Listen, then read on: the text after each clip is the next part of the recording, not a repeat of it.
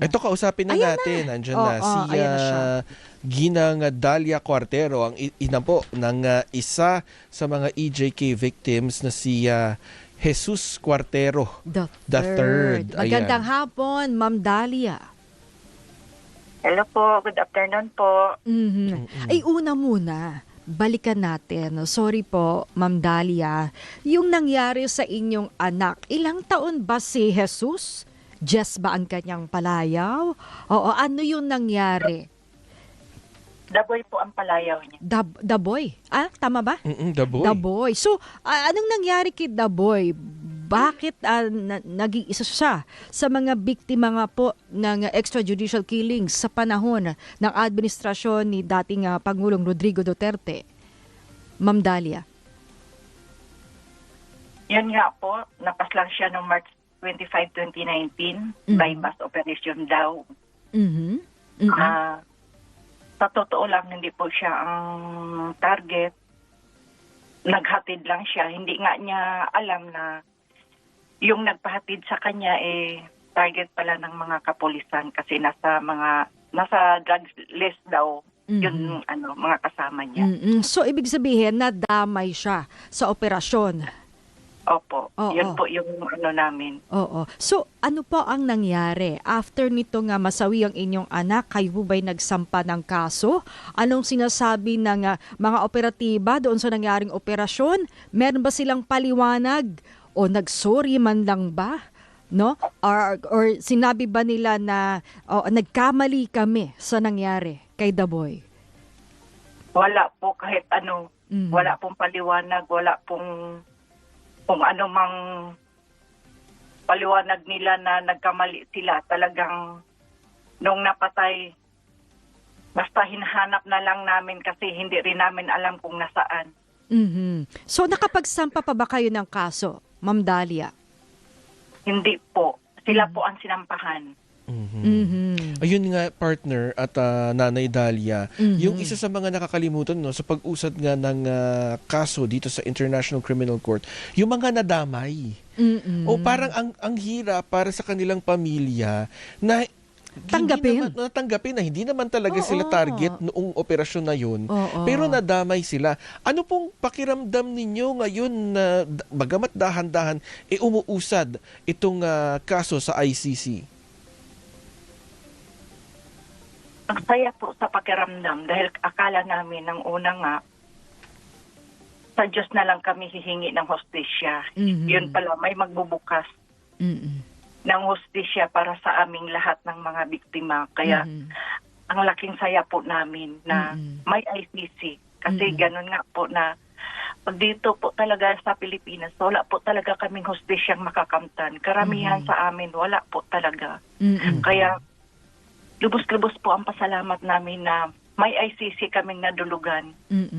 Ma'am Dalia, anong nagtulak sa inyo na ipagpatuloy? Dahil marami rin sa mga kaanak na mga nabiktima ng extrajudicial killings ay bumitaw na rin Yung iba na takot dahil nga sa maimpluwensya, no? Oo pa rin ang dating Pangulo.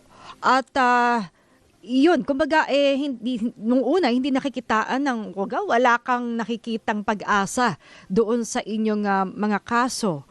So ano po yung nagpatuloy sa inyo? Siyempre po, bilang ina, love na love namin yung anak namin. Hindi pwedeng pabayaan. Kaya kami po talaga, kung may hostisya dito sa Pilipinas, talagang willing kaming magsampa ng kaso. Dahil kahit mahirap lang kami, siguro naman kakayanin namin sasama-sama namin buong pamilya. Kakayanin naman siguro namin, pero ito nga, kahit napakasakit, hindi namin kakayanin talagang magsampa ng demanda dahil nga sa kawalan ng hustisya dito sa Pilipinas. Kaya napakasakit po sa anak namin na talagang pinaghihirapan naming palakihin. Kahit pa paano talagang ginagabayan ko naman. Katunayan, kahit mahirap kami, nakatapos siya ng pag-aaral niya. Kaya hindi po pwedeng, hindi namin ipaglaban ang kanyang pagkamatay. Ngayong umaarangkada na, no, umuusad na yung nagsimula na ang pre-trial doon sa kaso ng dating Pangulo, pero hindi siya humarap. At sinabi pa ng kanyang kampo na walang kredibilidad ang mga nagsampa o yung mga nagbigay ng aligasyon sa kanya. Ano pong nararamdaman niyo doon? Nakakalungkot dahil napakahirap hintayin para sa pagharap niya dahil delay-delay ang pagbasa ng kanyang takdal dahil sa kakagawa ng kanyang abogado. Napakasakit na hindi siya nakakaharap dahil na siguro sa alam niya na talagang may kasalanan siya. At nakita naman natin yung pinipresent ng mga abogado na talagang malawak talaga ang patayan nung siya ang mayor pa sa Davao at saka presidente siya sa Pilipinas. Nanay Dalia, kasi po madalas na makuhanan ng pahayag ang dating Pangulo at ang kanyang anak na kasalukuyang Vice President. May mensahe po ba kayo sa kanila? Ang mensahe ko po sa kanila, lalong-lalo na sa anak niyang tatakbo pang presidente, huwag na nilang hangarin kasi mauubos lang ang pera ng taong bayan. Kawawa naman ang taong bayan.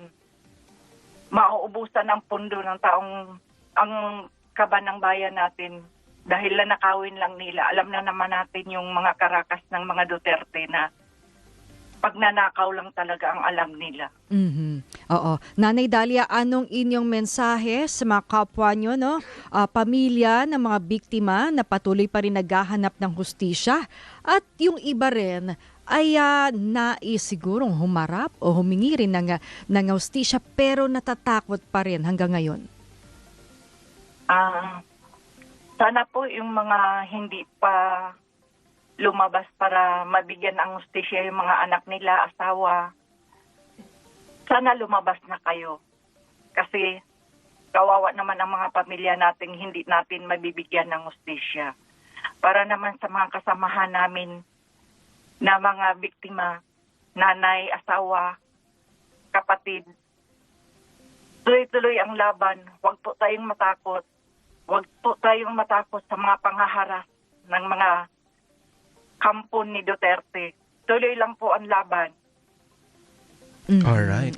Sige po. Sige po. Ay, hangad namin po na ang hustisya na makamit nyo sa lalong madaling panahon. Mag-iingat po kayo, Nanay Dalia. Maraming salamat po. Yan po si Nanay Dalia Cuartero, isa pong ina ng EJK victim. Ang kanya pong anak ay si Jesus Cuartero III.